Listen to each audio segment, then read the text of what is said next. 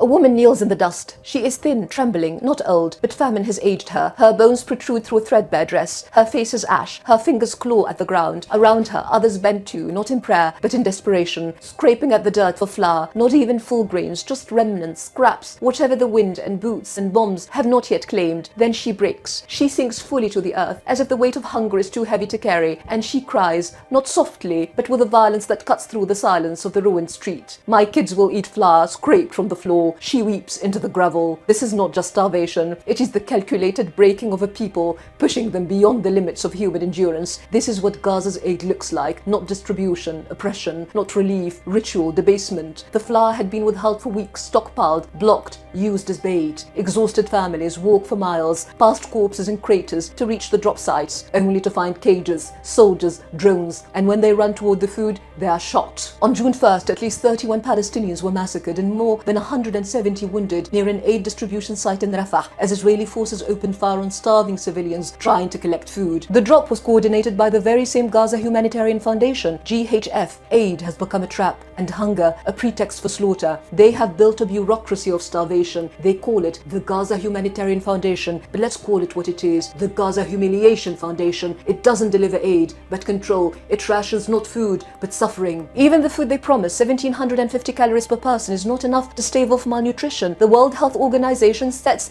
the emergency minimum at 2,100 calories, but most Gazans receive far less than that because the food never comes. In April 2024, under the General's plan, people in northern Gaza were surviving on 245 calories a day, less than a granola bar. Grandparents chew flour laced with sand. Toddlers are fed leaves. The body begins to consume itself. The mind flickers. The breath slows. Death does not fall in a bomb from the sky. It rises quietly from the gut, a slow, aching disintegration. And all of this is not accidental. It is replication. In the weeks leading to Germany's 1941 invasion of the Soviet Union, Reich Minister for Food Richard Darre and State Secretary Herbert Buck developed the Hunger Plan, a strategy of deliberate starvation to exterminate Soviet civilians and Jews while feeding German troops. It killed at least 7 million people, not as collateral, but by design. The Nazi regime's food ration system reflected racial hierarchy: 100% for Germans, 70% for Poles, 30% for Greeks, 20% for Jews. In the Jewish ghettos, food was weaponized. Access to meat or bread was controlled. Shops were empty. Hunger was not a failure, it was policy. Hans Frank, Nazi governor of occupied Poland, says that we sentenced 1.2 million Jews to die of hunger should be noted only marginally. Today, 2.4 million Gazans, the entire population, are being forced by design into famine. Not 1 million,